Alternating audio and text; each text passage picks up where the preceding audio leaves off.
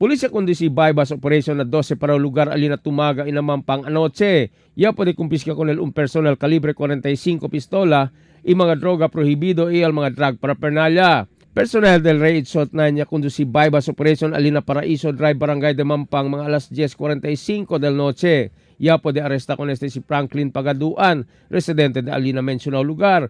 Con el sospechoso ya pwede kumpiskal 3 paquete de sospechoso shabu, el 400 pesos marca Osen y el mga drug paraphernalia. Durante el arresto con el sospechado, pulisya pwede mira con un calibre 45 pistola y un magazine con 8 mga bala. Sospechado no pwede presenta con su licencia del mencionado pistola.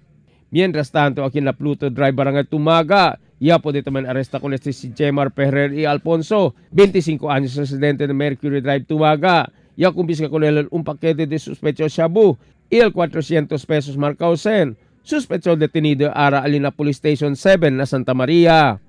Emil Tuban, Dateline Zamboanga.